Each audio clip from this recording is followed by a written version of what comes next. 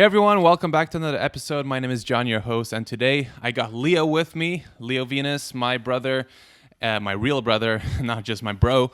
And today we're going to be discussing some things that might be a little bit more controversial than usual, because we were just discussing together what shall we talk about on today's podcast, and we're just thinking a little bit, probably like 10 seconds, and Leo's like, carnivores. Oh yeah, I am ready to talk about this. Yeah, so we didn't have to think too long about the topic. Leo wanted to tackle this, and for you guys who don't know, Leo is a med student in Dublin, Ireland. He graduates in about 2 months, or a little bit less than 2 months, or something. So yeah, this is a man that is very, very close to getting his medical degree and becoming a medical doctor. So I guess your opinions and your views are, a little bit more well researched, not because of med school, but because you're so passionate about the health, fitness, researching on your own about nutrition and a plant-based diet. So of course you've been full on with med school and studying so much that like you said in the previous episode that we talked on it, you really haven't had the time to do enough research recently because of all the time that you have to put into towards medical studies and that kind of stuff. So but with that being said, I do know that you're a very knowledgeable person, and I think this will be an interesting discussion to have, because I know a lot of people have started taking interest in this carnivore movement, this carnivore diet, and this just eating a lot of meat and being in a ketosis state. Basically, it's basically another version of a ketogenic diet, I believe. So it's just like you're excluding most plants, if not all plants, and sometimes even eating the animal products completely raw, which some people do. Yeah, it's almost like a combination of the ketogenic and an elimination diet, basically, right? So Exactly, yeah, pretty much, I guess. I'm not very knowledgeable and well researched on the field. I know there are different researchers and doctors who do actually support a fully carnivore diet, so we can talk about that as well. But what is your general opinion on the carnivore diet? Because obviously you're a vegan yourself. You've been plant-based for over 6 years, and you've been doing well. All your muscle gains have come from a plant-based diet. You're probably the healthiest person I personally know. You're physically out of this world. So like, what is your opinion on the carnivore diet in general? I think that's a good starting point. So. Yeah, definitely. And definitely this is one of the topics that I definitely always want to talk about, because it is such a good example. It really puts the nail on the head in terms of thinking that is not scientifically based. And like you said, I do go to med school, which is not, like you said, I don't really get taught a lot of nutrition. I don't get taught a lot of lifestyle and stuff like this.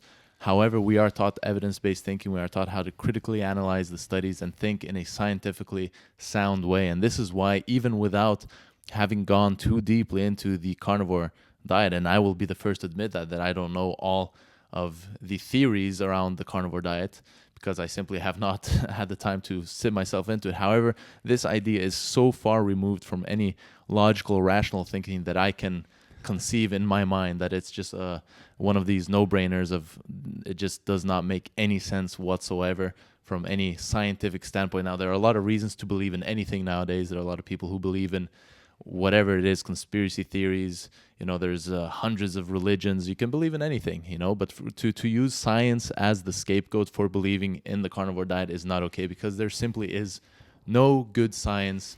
There is no logical, rational basis for this diet. And that is really why I really want to talk about this. And a lot of people on my social media, on my Instagram, are always asking me about this kind of stuff, and they're always asking me my opinion. And basically it comes down to how we form our beliefs, how we form our opinions.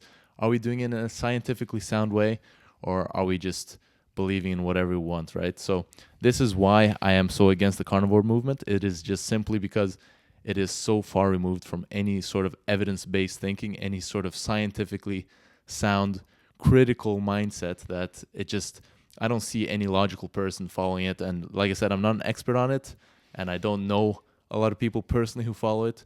But from the little exposure I've had, the few people I have seen, I have not seen anyone who seems to think or act in a very rational, logical way. So I still have to meet anyone or or see or hear of anyone who sounds remotely logical who follows this diet. Right. So exactly. I mean, there are some good points there, and we'll go into depth about some of them as well. And I have to say that I have been way more involved than you in the carnivore scene in terms of doing my own research, looking into it. Listening to people who are following a carnivore diet. And I had some amazing chats with some amazingly nice people who are actually on the carnivore diet right now. So I do feel like I have a little bit more of a knowledge, and I understand where they're coming from. And I think a lot of those people who are following a carnivore diet, they're not, these are people who want to have their health in control, and they have gone to a extreme to do that, right? So maybe they've struggled with digestive issues for a long time. They've struggled with maybe some deficiencies. Whatever the case is, somehow a lot of people do find some relief in going into a carnivore diet. Now, as you mentioned before, it might be because it's mimicking a elimination diet, which is also my theory. Although I'm not an expert in the field at all, but it makes the most logical sense to me that someone's reacting to things that they are eating, and then when you remove everything and just stick with one type of food group, whatever you choose it to be, whether it's sweet potato, white rice, McDonald's burgers, or a fully carnivore diet, it might have some benefits in terms of removing what your body can handle. So that's what I think people are finding the most benefit from. Now, in terms of longevity and how long you can sustain something like this, or an elimination diet like the carnivore diet, although the carnivores will say this is not an elimination diet, this is a how humans are supposed to be eating. We're obligate carnivores. There's a lot of people who believe that we're actual carnivores. Yeah, ridiculous. Which I don't believe. Obviously, I think we're omnivores in terms of we can eat both plants and animals. But in terms of physiology, it's really pointing way more towards herbivore eating rather than carnivorous eating, in my opinion, and what I've researched so far. And I think this is the mainstream, or the kind of scientific consensus is that we're not carnivores. Yeah, at least. absolutely. Yeah, and I don't think anyone can.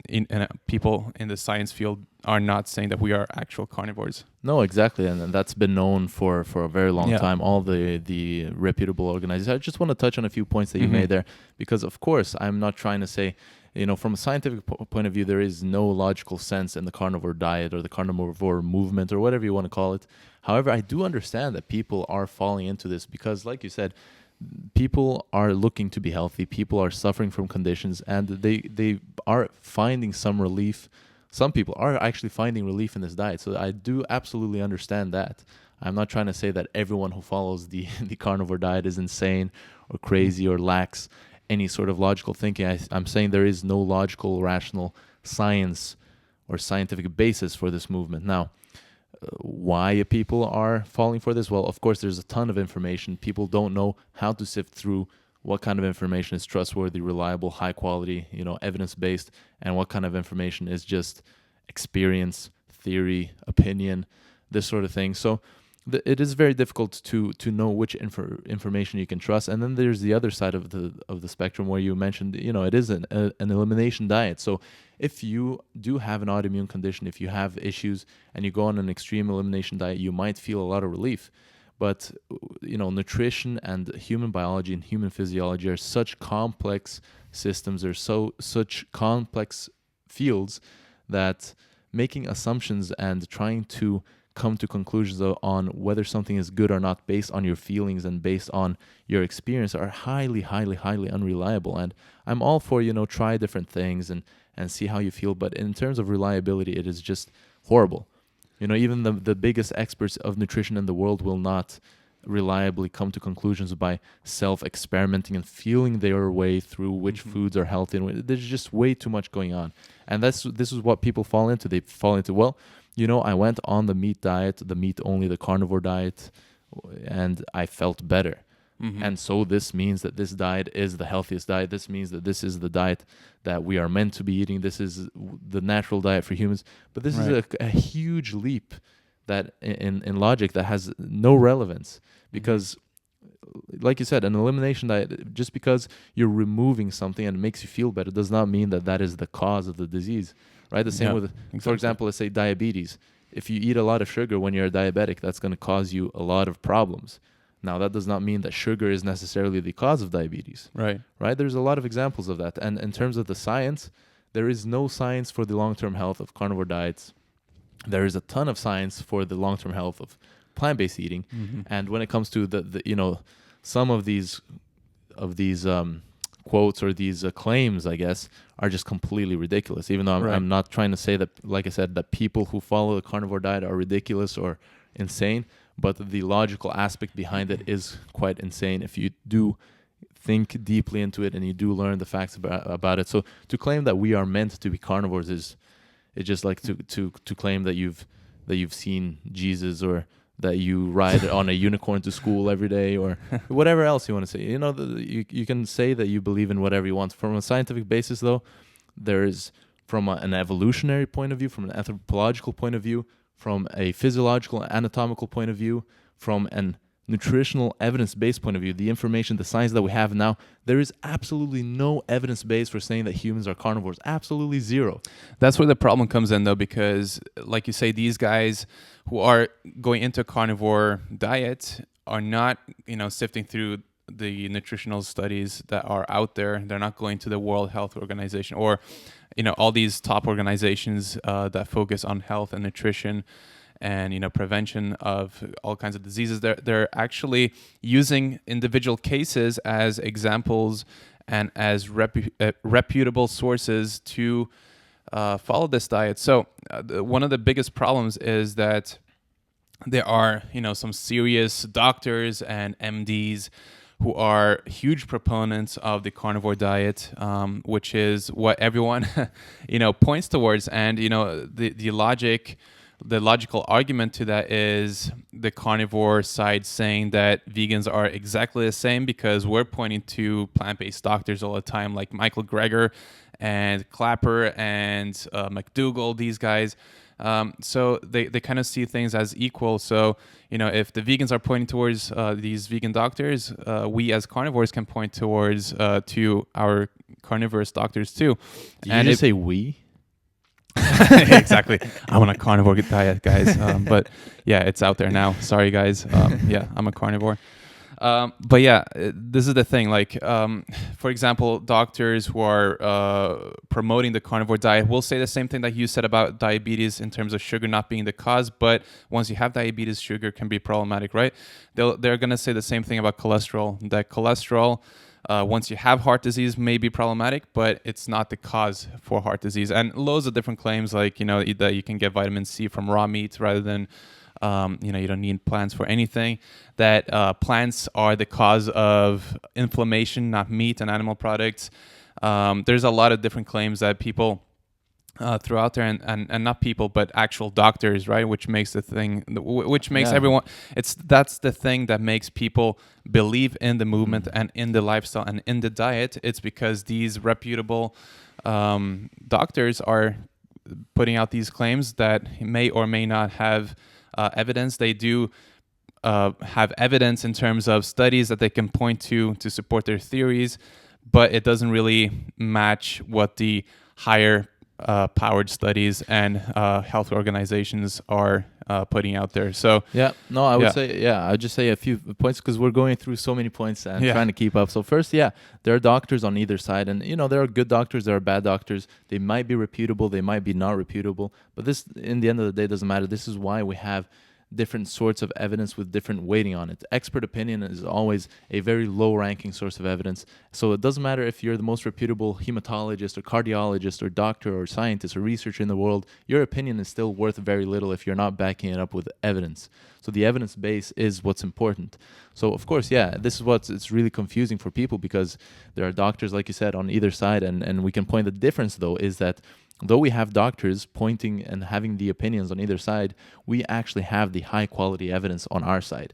We have the systematic reviews, the meta-analyses, we have the guidelines, the big organizations of the biggest nutritional professional organizations in the world actually backing us and saying that this is adequate, and it has benefits for cardiovascular disease, type 2 Backing diabetes. us as in a plant-based diet. Exactly, Yeah. a plant-based diet. So from a scientific point of view, there is no doubt that, you know, I can't sit here and say that 100% vegan diet is for sure the best diet on earth. What I can say is that almost 100% for sure from all of the evidence that we have is that a predominantly plant-based diet Right. is the best, whether it be 95%, 98%, 99%, 100%. We don't know 100%, Mm-hmm. but we do know that a predominantly plant-based diet, and this is what I see a lot with these carnivore people, is that they like to dismiss a lot of evidence, right? So it's going down to theories and mechanistic studies, and these studies, by the way, are looking at, you know, individual nutritional properties that they are talking about. They're not talking about the carnivore diet at large. They're not talking about the whole dietary effect on health outcomes. They're just talking about, oh, this study found that heme iron is actually not so detrimental. Right. And then you're going to make the assumption that, you know, carnivore is great, or, oh, Mhm. this little study on cholesterol shows this. Mhm. Oh, let's expand this and make assumptions of a whole diet on the effect. So it's very problematic when you do that. And this is exactly why I always talk about the hierarchy of evidence. It's Which people say is bullshit. exactly, but this is the thing, you know, it's very easy to just dismiss. If you are going to dismiss a whole section, a whole category of studies, a whole category of evidence, you damn sure should have a pretty good reason to do so. You can't just dismiss all epidemiology because, oh, it's trash. No, you have to give a good reason. Smoking was, you know, the carcinogenicity of smoking was discovered and established through epidemiology. We never had randomized controlled trials of people smoking for Right. 20 years and then people not smoking for 20 years and see, oh, these people got lung cancer, these people didn't. No, it was all based on epidemiology. So to make that claim, like I said, to make the claim all epidemiology is trash, we can't use it, you damn well should have a pretty good reason to do so. If you're just saying that and you're not backing it up with some good logic, it just sounds like you're cherry picking and you're just ignoring whatever doesn't serve your agenda. Are you saying that doctors like Sean Baker and Bart Kay and these guys are full of shit? Absolutely, yeah. There's no doubt about it. Look, I You don't guys know. heard it here first. I don't know these people personally, but I can tell you for sure the stuff that they say is absolutely ridiculous.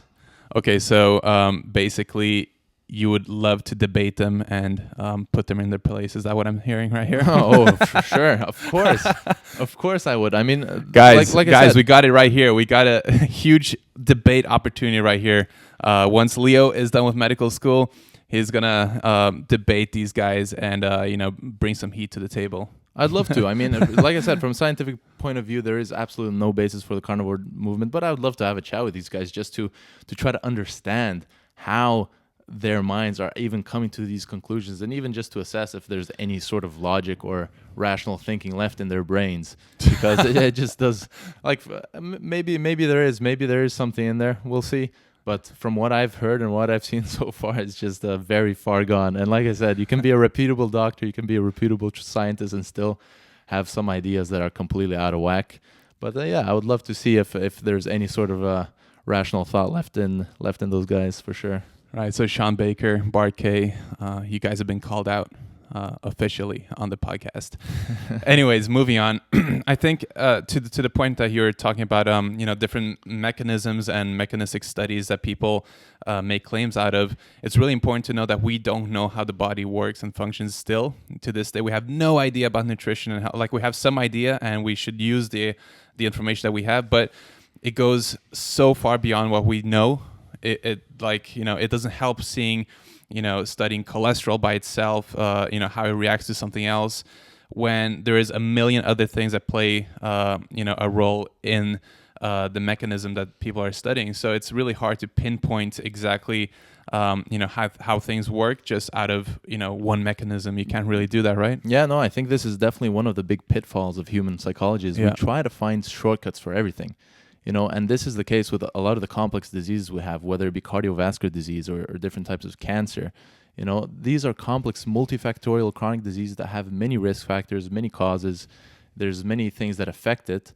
And we then come as human beings trying to have our lazy brains find the shortcut and be like, well, sugar is the cause. Well, cholesterol is the cause. Right. Well, this is the cause. Obesity is the cause. This is the solution. The carnivore diet, the Right. plant-based diet, the statins, whatever it is. So there is definitely this tendency for human beings to just try to find a shortcut for everything. But unfortunately, this is not reality. We are not living according to reality, where we are in conflict with reality when we are trying to make these shortcuts, because the reality of the matter is these fields are extremely complex. Nutrition is extremely complex. How we digest and assimilate and use all of these nutrients in all of the different systems, the human metabolic pathways, the human metabolism is so complex. We are far from understanding all of it. If we understood 100% of human metabolism, I mean, we would literally have solved every medical disease. So we are very, very far from that. Even though doctors seem so competent in what they're saying, like we still don't know a lot. Exactly. We are competent in what we're saying. And a lot of the times what we're saying is based on, idiopathic mechanisms, which just means mechanisms which we do not understand. A lot of treatments we do not know the mechanisms for. We just know, we give this to patients. We have evidence that they get better. We don't know why, but they get better. Oh, this disease, we don't know why it happens, but we can describe the disease. We've studied the disease. We know what will happen in the disease. We know the prognosis, but we don't know exactly what causes. So there's a ton of, which is why uncertainty. Yeah. Which is why I guess a lot of medication will help with the actual disease, but then give you 100 different side effects. Right? Exactly. And going back to the assumptions that you mentioned before, like, oh, I went on the carnivore diet and I felt better. This is so risky, because you can do anything. For every person that goes on the carnivore diet and says they feel better, I can find you 10 people who went on a vegan diet and felt better. I can also find you people who did cocaine and felt better. Just you feeling good is a very, very subjective thing, and it's not a reliable source of information. All the drug addicts out there will probably tell you that they feel a lot better when they're on drugs than when they're not on drugs. Does that mean that we should go and say, oh, well, there's a ton of people saying that this is the best way to live, so I should? So again, it's what kind of evidence are we looking for? Are we basing our opinions on theories of doctors who are proponents of a diet and a lifestyle that has no evidence base for it? Or are we basing it on the actual evidence we have? Maybe this evidence is not perfect. Maybe epidemiology is not perfect. But you know what? We live in the real world. If we do not have the perfect evidence and the perfect information, we should use the best information we have. We shouldn't make the leap, okay, we don't have perfect information, so we can use any information, right? Exactly. So I just wanted to talk about one thing that I think a lot of carnivore people really like to do. And it seems like a lot of people on a carnivore diet really do enjoy picking faults on the plant-based diet. And I think also because a lot of people on the carnivore diet came from a plant-based diet or a form or a version of a vegan diet, like raw vegan diets, fruitarianism, and even whole food plant-based diets where people claim to have eaten super perfectly, enough fats, omega-3s, protein, iron, all the micronutrients covered, but still at the end of the day, they felt like crap, they failed, they got so many side effects and developed so many problems that they had to stop. And this is a big trend going on right now. Because carnivores really like to point towards certain nutrient deficiencies that they know vegans and plant-based eaters will develop, like vitamin B12 deficiencies, vitamin D deficiency, vitamin A deficiencies, K2, cholesterol deficiencies, and loads of different things as well. Like zinc, iron, calcium. So a lot of people really do like to say that they have evidence and they see studies of people on a vegan diet coming in with these serious deficiencies and developing loads of problems. And when I do the studies and I do my research, I can find some studies showing that vegans come out with more rates of deficiencies than omnivores and vegetarians, for example. But it's not like the majority of the studies are pointing to the same thing, right? It's at least from what I have personally studied, it doesn't seem like it's a problem. And I'm really involved in this lifestyle. I know so many people who are vegan and plant-based. I probably know more plant-based people than I know meat eaters and omnivores at this point, because I surround myself so much with these events and I network with people. And apart from these few YouTube social media people that have quit, I don't know anyone who has quit the plant-based diet and had complications because of it yet. And I've been doing this for 4 years. You've been doing it for 6 years. I know people who have been doing it for 15 plus years and they have no issues. So whether or not some people may have more difficulties than others, thriving on a plant-based diet, that's a completely different question. But I don't think in general a plant-based diet will set you up for nutrient deficiencies and issues down the line, according to the studies and the examples that I see in real life. Exactly, and it's like you said, examples we've met so many people. We can always find examples that promote whatever you believe in. So that's not the most Right. realistic way of thinking of it. Maybe the people who have quit veganism that we've met just haven't told us, or just dropped out, and Right. we don't know about it. Yeah. So this isn't the most reliable. But like you said, the consensus of studies, this is what's important, is the overall evidence. It's not one study, it's not two studies, it's not 100 studies versus, if you're talking 100 studies versus 10,000 studies, right? So it's not enough to find a study that suggests something. This is what people don't understand. For something to become a scientific fact, it has to be shown again and again and again, coming to the same conclusions, and being investigated by independent organizations, and again coming to the same conclusions. So it's not a case of just finding something and then, okay, this is proof that this doesn't work. So it's very, very complex. And, in terms of dismissing evidence and saying that this is, like I said before, you can believe in anything in this world. And this is a big thing today, is this conspiracy theory mindset, right? Like if you want to say, oh, you're being trusting too much in the authority, right? Exactly. Well, if they are the ones who are compiling all the evidence, if they are the ones who have the best scientific basis for their statements, then that is what makes the most sense. Obviously, if you want to, you can go over all of the evidence yourself. But no, like most people don't have the time or the expertise to do that. Yeah. So to trust these biggest authorities on these topics is actually maybe not perfect. Again, like I said, not perfect, but it's the best that we have, and we should be using the best we have, not the worst we have, like theories or mechanisms to back and make assumptions over whole diets. And the other thing about these conspiracy theory mindsets is, like I said, you can believe in anything you want if you have this mindset, right? Sure. You can believe that Obama is secretly a Muslim terrorist, and Donald Trump is part of the Illuminati, and that the aliens are, or Bill Gates is supporting veganism to make the society stupid so that he can control the world. Yeah, I've heard these conspiracy theories, and it's, of course, if you want to believe these sort of things, then you can justify any belief. Yeah. But just from a rational, scientific point of view, if we're gonna stick to the real world and we're gonna be scientifically based, evidence based, there is just no other way around it other than actually looking over the best evidence and making the best conclusions from the best evidence we have. And from that point of view, like I said, a plant-based diet is by far the most, whether it be 100% or 95 or 98% or whatever it is, a predominantly plant-based diet is by far the diet that has the most evidence base for it. So if you are a rational, logical, scientifically thinking person, this is the only logical choice to be making. And sure, there will be scientists, there will be doctors who do promote the opposite agenda. Of course. But that is because when they are promoting that opposite agenda, they are not using their logical, scientific, and rational thinking. They might say they are, but this is why I'm saying using science for the carnivore diet is a big no. If you guys see that, there's something wrong there, and we can scrutinize that, and we can go through why it's a completely illogical and completely irrational assumption or thinking pattern to go through, but it just does not make any sense whatsoever. Yeah, and I want to touch on the conspiracy theory side of things. I do very much understand people who are very skeptical, because we live in a very messed up place in terms of politics and corruption. So I do understand the skepticism. I am a skeptic myself. I do question everything.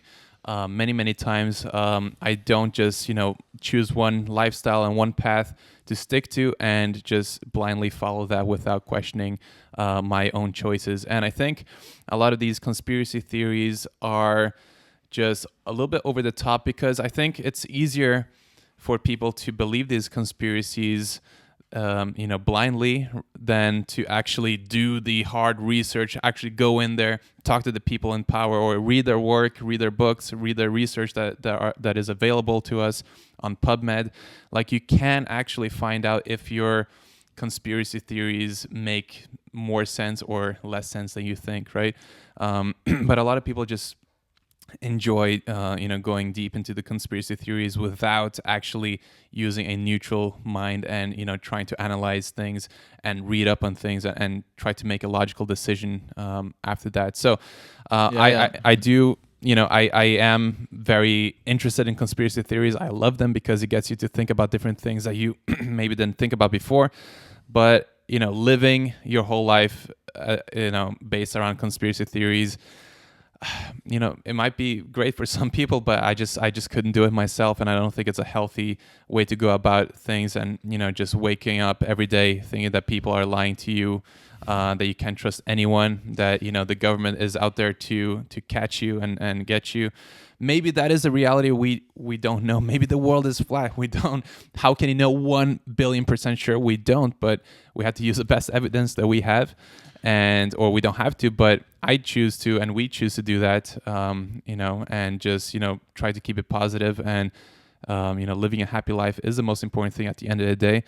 And, will you be able to live a happy life believing in these conspiracy theories? That is questionable. Yeah, I would just like to say that mathematically it is impossible to believe anything at 1 billion% sure. No, but seriously, on a serious note, the thing about conspiracy theories that gets me, there's a quote I read the other day. It's about skepticism and denial, right? And there was something like skepticism is, having doubt in the face of questionable evidence, right? Whereas denial is completely denying the truth based on zero evidence whatsoever. Right. And I think this is what we're seeing with conspiracy theories, because the problem comes not that you're skeptical. Skepticism is always good. It's good to be critical. It's good to question where things come from. But the problem comes when you're then basing your opinions and basing your belief system on zero evidence. Right. Right? So when you have, whether you have perfect evidence or not, you have to be basing it on some sort of evidence. And when conspiracy theories go in the opposite route, where you're just making assumptions without zero evidence, then, like I said, you can believe in absolutely anything, and anybody can do that using conspiracy theory. So it's basically like a loophole where anyone can believe in anything, and that is not a reliable way to form opinions. And from a scientific point of view, if everybody thought this way, we would still be, running around with sticks and being cavemen or whatever. If you believe, like I said, the anthropological evidence suggests that we were not carnivores back then either. We were eating mostly plants, but we're aliens. Yes, we are aliens. No, but that's the other thing. A lot of people say, "Oh, yeah, we were carnivores back then." No, we're not. Look at the anthropological evidence as well.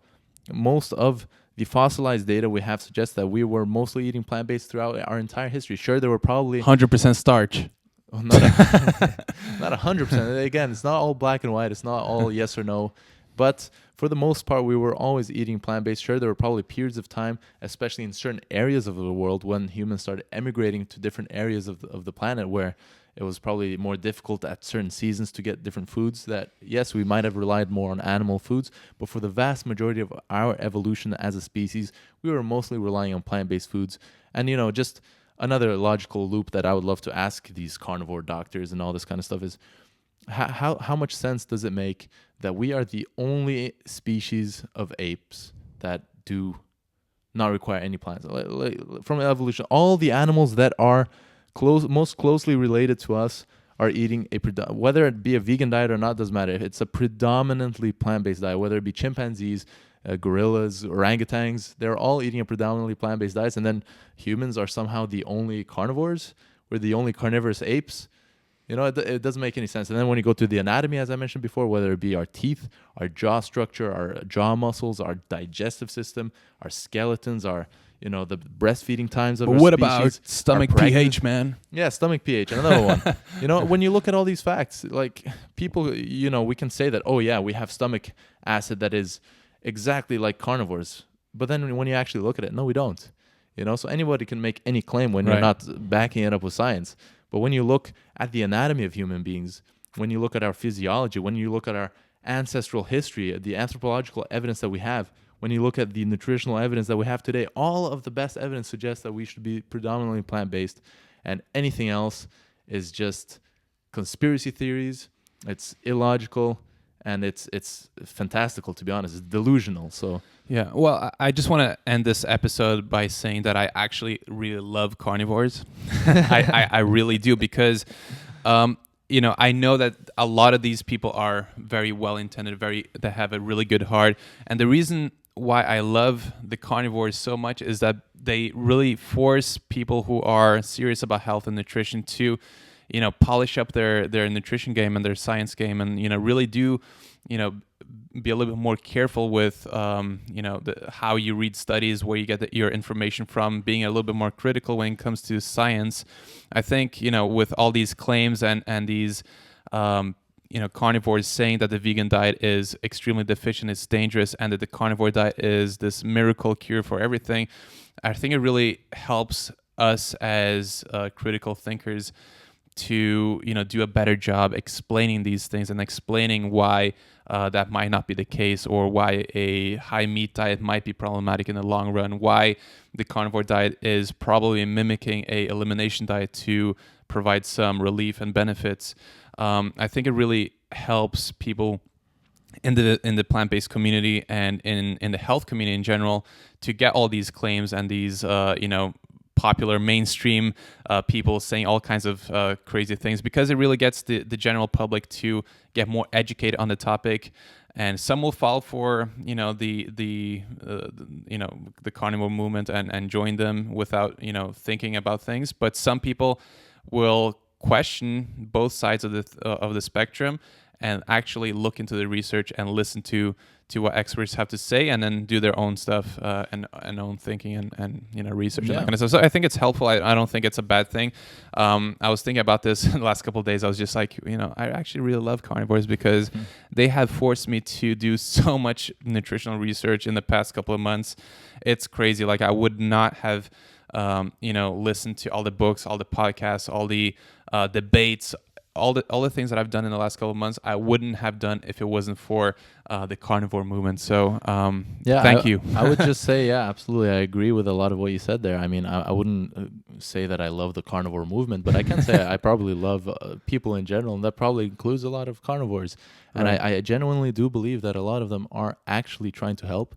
They are actually trying to find the healthiest lifestyle. They are actually trying to help other people find the healthy lifestyle. It just so happens that for whatever reason they fell for the wrong diet. From a scientific, logical point of view, they're promoting the wrong thing, and this thing has it's not from you can't even really say that it's safe at this point, and much less to start even daring to think that it might be healthy or optimal for human beings. It's just so far removed from any of the evidence. But like I said, I truly believe they are trying to help. And to be honest, I don't think it's surprising that the carnivore movement is becoming so big, because Right. with any social movement like the vegan, It's exclusive and and with the vegan movement growing so much in the last few years, with any social movement like this, you will have some extreme radical pushback on the other side. And I believe for the most part, this is what the carnivore movement is. Right. It's just people pushing back so hard as they can True. against the vegan movement, and just going in the completely opposite direction. Exactly. And like I said, I'm not saying that they're trying to do this because they're evil or they're bad people or anything like that. It's just, for whatever reason, they might have a health issue that they felt better on a carnivore diet. Maybe they're just raised by hunters and they have a passion for meat, and they felt so personally attacked and so personally offended when somebody hurt their feelings while trying to push veganism on them without being too socially calibrated, and they actually hurt their feelings, and then they went in the complete opposite direction. There's a million different reasons why somebody would go to that side of the spectrum. However, I absolutely agree. I have nothing personal against carnivores, and I'm not here to make a fool out of anyone. If I ever do debate anyone, if I ever do debate these doctors, I'm not doing it to fight them. I'm not doing that to insult them. I am genuinely curious as to how they can use the scapegoat of science to back these beliefs, because Right. like I said, you can use anything to believe in whatever you want, but science is not there to really logically defend the carnivore diet. So I would just be curious to understand what it is that's going through their minds for them to actually justify it to themselves that, hey, there is a scientific background to be backing this, to advise this, and recommend this to other people. Because like I said, Yeah, I can't even see this being safe and much less optimal. Yeah, and if there was scientific research, very, very thorough research done that the carnivore diet was safe or even optimal, I would be 100% open to it. Of course, I would have my questions and question that, but if the science and the best that we have in the world right now for knowing whether something is good or bad in terms of nutrition, if the top health organization, nutrition organizations were to come out and say that the carnivore diet is good, or at least it's not worse than blah blah blah diet, then I will be 100% open to it. But at the moment, we don't have any evidence backing anything up. So the more logical thing to do here from a scientific standpoint is to remain skeptical towards the carnivore diet. Yeah, and I think you touched on that's actually one of the bases of being a scientist is being open to changing your belief as better evidence comes along. And it's the same for me. Even if you're vegan? Of course. I mean, like, if there was evidence, better quality evidence, more powerful evidence that came into the scientific scene saying that, you know what, carnivore is the healthiest diet on the planet, then as a scientist, I would have to say, you know what, carnivore is the healthiest diet on the planet. I mean, I seriously hope that is not the case, because we can't sustain 7 billion people on a carnivore diet. We can probably not even sustain 1 billion people on a carnivore diet. So, it's I really hope that doesn't ever happen. And from the evidence we have so far, it seems like it's so far removed from reality that that's not even something that anybody should worry about. But again, anything on social media, people, these things become so huge and it spreads and it becomes like a sensationalized idea, and people start talking about it, and people generally start worrying about this stuff. But like I said, the problem with the carnivore diet is that we are basing our assumptions not on the evidence, not on the best evidence, but on the lack of evidence. And that from a scientific point of view is always problematic, to base your assumptions and make conclusions on lack of evidence rather than on the actual information, the actual evidence we have. Yeah, so the big difference between making up theories and having your hypotheses, compared to actually believing something 100% and recommending it to all your patients and people online. So it's, I think, a really good point. I think we covered a lot of stuff in this podcast that I think is really important for people, vegan or not, carnivore or not, just like everyone in general. I think people have to listen to this to really understand, how to make scientific decisions in their everyday lives, and what makes sense, what doesn't make sense, how to be a critical thinker, how to make choices that actually align with your own values, and what makes sense in general. So I guess what I want you guys to do is just spread this episode, share this episode with someone that someone that might be, interested in the carnivore diet, someone that might be interested in a plant-based diet, or just someone who is interested in health and longevity and all that stuff. Like, it would mean the world if you could share this episode and this podcast with your friends. And don't forget to follow my brother Leo Venus on Instagram and on YouTube. Your Instagram is just at Leo Venus _, right? That's right, yeah. And YouTube, you can just search Venus, Leo Venus, the same surname as me, obviously. So yeah, that's pretty much it for this episode. Thank you so much for tuning in. I really appreciate all the feedback that you guys have been giving us lately. So keep it up if you can, and we'll see you very soon. Peace out.